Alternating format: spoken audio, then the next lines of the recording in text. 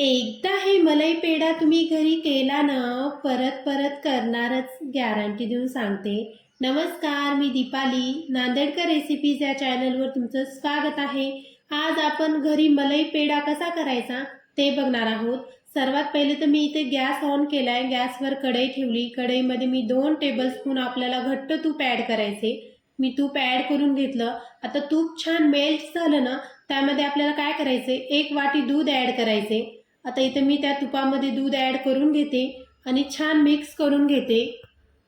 तुम्ही बघू शकता तूप आणि दूध मी दोन्ही पण छान मिक्स करून घेत आहे. गॅस आपल्याला कमीच ठेवायचा आहे, गॅस फुल नाही करायचा.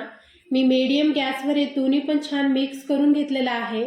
आता त्यामध्ये काय करायचं आहे, आपल्याला 1 कप की नाही मिल्क पावडर ॲड करायचे. आता मी इथे 1 कप मिल्क पावडर ॲड करून घेते आणि छान आपल्याला कंटिन्यू छान मिक्स करून घ्यायचे. आता तुम्ही बघू शकता मी छान मिक्स करून घेत आहे. मध्ये बिलकुल आपल्याला गाठी होऊ द्यायच्या नाही.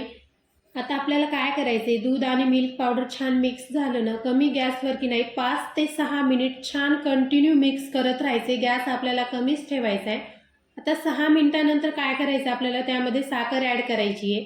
तुम्ही बारीक पण साखर ॲड करू शकता, अखंड पण साखर ॲड करू शकता. आता मी इथे की नाही मिक्सरमध्ये फिरवलेली साखर नाही आहे, आपली नॉर्मल साखर आहे.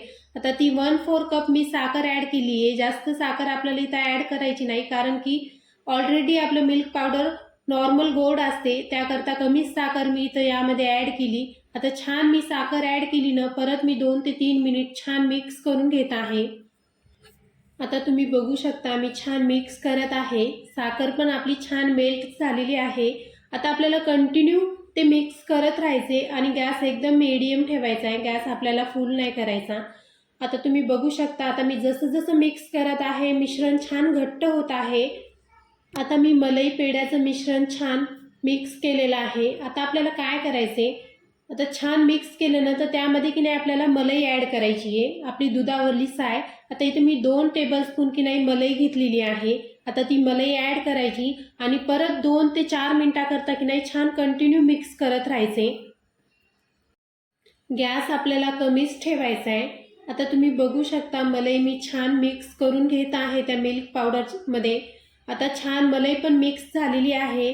आता एकूण 4 मिनिट हे मी मिक्स करून घेतलेलं आहे. आता आपल्याला काय करायचे, गॅस की नाही बंद करायचा आणि हे थंड होण्याकरता की नाही एका प्लेटमध्ये काढायचं. थंड होण्याकरता म्हणजे जास्त वेळ नाही ठेवायचा, अवघ्या 2 मिनिटाकरता, म्हणजे जास्त गरम असते ना हे. तर आता मी एका ट्रेमध्ये मलाई पेढ्याचं मिश्रण काढून घेते आणि 1 मिनिटाकरता असंच प्लेटमध्ये सोडून देते. आता तुम्ही बघू शकता इथं प्लेटमध्ये मी हे मलाई पेढ्याचं मिश्रण काढून घेत आहे.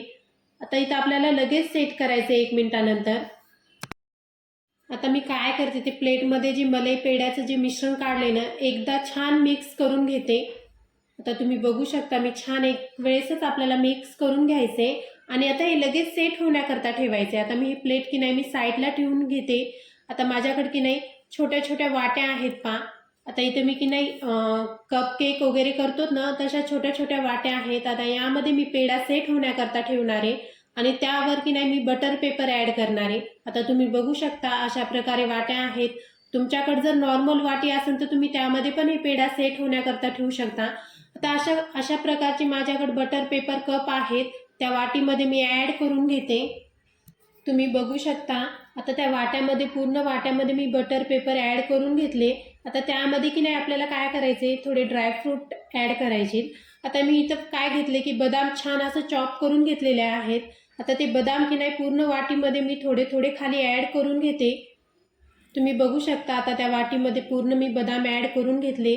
खूप इझी रेसिपी आहे. अवघ्या 2 ते 3 इंग्रेडियंटपासून आपण एकदम दाणेदार मलाई पेढा घरी तयार करू शकतो. हे पेढा तुम्ही उपवासाला पण खाऊ शकतात. आता तुम्ही बघू शकता पूर्ण वाट्यामध्ये मी बदाम ॲड करून घेतलेत. आता जी मलाई पेढ्याचं जे मिश्रण आहे ना, ते आता आपल्याला चमच्याच्या मदतीने त्या वाटीमध्ये ॲड करून घ्यायचे. आता मी एक एक वाट्यामध्ये ते मलाई पेढा की नाही फिल करून घेते. आता तुम्ही बघू शकता आपल्याला काय करायचे, असं थोडं थोडं ते मलाई पेढ्याचं मिश्रण ॲड करायचे आणि हलक्या हलक्या चमच्याने की नाही प्रेस करायचे, जेणेकरून आपला पेढा छान सेट होईल. आता पूर्ण वाट्या अशा प्रकारे सेट करून घ्यायच्यात त्या पेढ्यानी. खूप इझी रेसिपी आहे, तुम्ही घरी नक्की ट्राय करा. आणि तुम्ही जर माझ्या चॅनलवर नवीन असाल तर प्लीज माझ्या चॅनलला नक्की सबस्क्राईब करा आणि बेल आयकन दाबायला विसरू नका, जेणेकरून माझे नवनवीन व्हिडिओ तुमच्यापर्यंत पोहोचतील. आता तुम्ही बघू शकता मी परत एक वाटी घेतली. परत त्या वाटीमध्ये मी परत पेढा छान फिल करून घेतला आहे. छान हलक्या हलक्या हाताने मी ते पेढा प्रेस करून घेत आहे. तुम्ही पेढा नवरात्रामध्ये, गणेश चतुर्थीला, सणासुदीला एकदम इझी पद्धतीने पेढ्याची रेसिपी घरी करू शकता. आता तुम्ही बघू शकता पूर्ण वाट्या मी छान फिल करून घेतलेल्या आहेत. आता हे वाट्या जे आपण पेढ्याच्या सेट होण्याकरता की नाही आपल्याला फ्रीजमध्ये की नाही अवघ्या 10 मिनिटाकरता हे वाट्या ठेवायच्यात. आता मी 10 मिनिटानंतर हे वाट्या फ्रीजच्या बाहेर काढून घेतल्या आणि त्या बटर पेपरमधून हे मी पेढे छान काढून घेतले. तुम्ही बघू शकता आता मी ट्रेमध्ये छान पेढे ठेवून घेतलेले आहेत. किती मस्त आपला पेढा सेट झालाय. तुम्ही रेसिपी नक्की ट्राय करा. तुम्हाला माझा व्हिडिओ आवडला असेल तर व्हिडिओला नक्की लाईक करा. धन्यवाद.